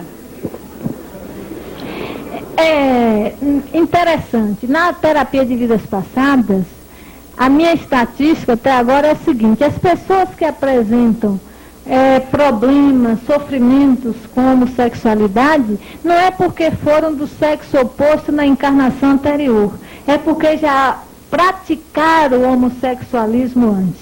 A estatística que eu conheço é essa, viu gente? 100% dos casos. Todos já tiveram prática, recordam-se de práticas homossexuais com sofrimentos, e todos os homossexuais com os quais eu já trabalhei, eles me dizem assim: não é difícil, mas você está pensando que nós somos felizes? O termo gay é até inadequado. Nós somos infelizes, porque a gente sente um prazer no processo, mas depois nos sentimos muito mal e conflituados. Eu quero dizer aqui, nós ouvimos hoje duas aulas magistrais, Dr. Jorge André e Clóvis. Para mim, o maior remédio para o homossexualismo é a abstenção sexual, o trabalho em favor do próximo, um autoconhecimento, para a gente aprender a canalizar energia através do amor ao próximo. Abstenção sexual, não há outro remédio. E os centros espíritas podem ajudar essas pessoas, porque o centro é um celeiro de fraternidade, de compreensão, de serviço. Agora, o homossexual deve ser aceito e respeitado na sua dignidade humana.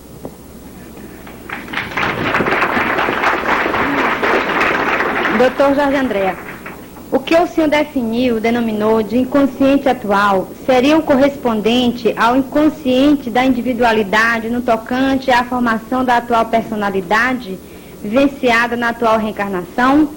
Tem outra.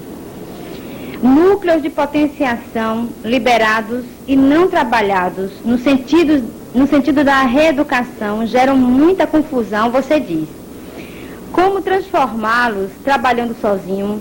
É difícil a ajuda terapêutica, já que são poucos os especialistas que trabalham nesta linha. E dispendioso o tratamento.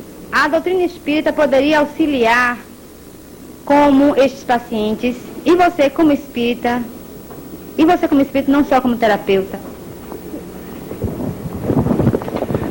Nós queremos dizer que não temos uma atuação direta nesse tipo de trabalho, apesar da psiquiatria, que hoje nós estamos como que nos aposentando do processo psiquiátrico, de tratamento, de terapia, porquanto a doutrina espírita nos absorveu bastante no trabalho para escrever e para fazer palestras e viagens, que senão nós ficamos muito presos ao pessoal.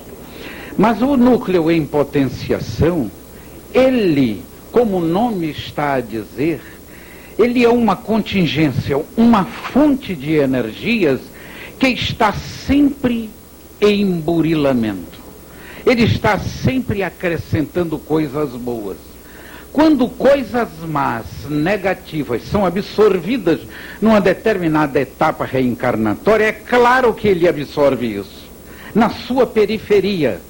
Mas de futuro esses elementos serão trabalhados e suplantados. Para nós melhor, ou mais bem compreender o núcleo em potenciação nesta faixa de evolução, quando o homem sai das suas primeiras posições, as posições instintivas, Esses núcleos dos seus impulsos, nós chamamos núcleos de primeira geração. São aquelas explosões instintivas, o homem dos séculos passados, dos milênios passados, o nômade, o chefe, o homem voluntarioso, o homem chefe de clã, o grande guerreiro, portanto, o homem dos impulsos primitivos. Na nossa sociedade de agora, essas coisas estão se transformando, como se os núcleos em potenciação tomassem novos envelopes.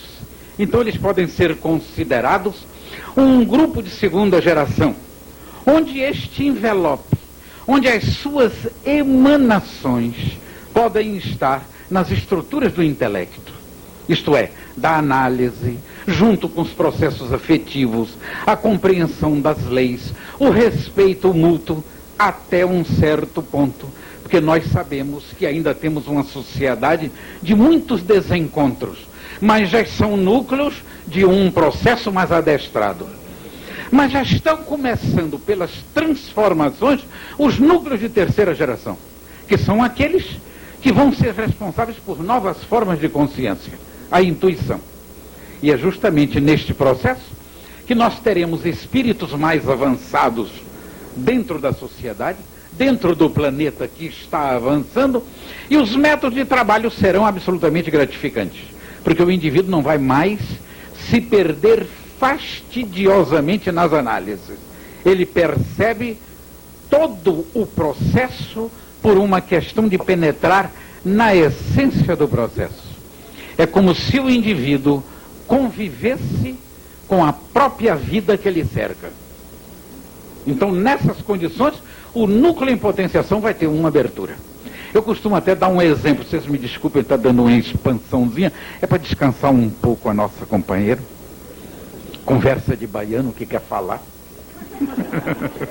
É porque o motor vai pegando nessa coisa toda. É que é o caso da flor que nós falamos aqui ontem ou hoje, eu não me lembro mais. É o caso da flor. Um indivíduo hoje, para fazer um estudo da flor, ele agride, mata a flor, leva para o laboratório, faz uma incrustão na parafina, leva para o microscópio, estuda microscopicamente os detalhes da flor, as formas, as células, os pigmentos, as sépalas, os estames, os pistilos. No final escreve 400 páginas para dizer o que é uma flor. Quer dizer, a fastidiosa experiência intelectiva necessária ainda. Mas nas novas formas de consciência do futuro, o indivíduo que já passou por este processo tem direito a um grau superior. Aí ele pega a flor noutra posição. Ele vai ver a flor na sua beleza, não agride mais a natureza, não tira a flor do lugar. Vai sentir o seu perfume. Vai colocar esta vida diante da sua vida e o que representa para os encantos afetivos da sua vida. E passa a ser uma coisa completamente diferente. Neste caso, então, nós não teremos mais o processo analítico difícil e complicado. Teremos a integração com o processo. E isto é o começo de uma nova civilização. Para outros começos de nova civilização, com núcleos sempre mais aprimorados, que vão se perder pelo infinito afora. Boa noite. O programa Frente a Frente de hoje é com o líder espiritual Divaldo Franco. Ele nasceu em Feira de Santana, mais precisamente na Praça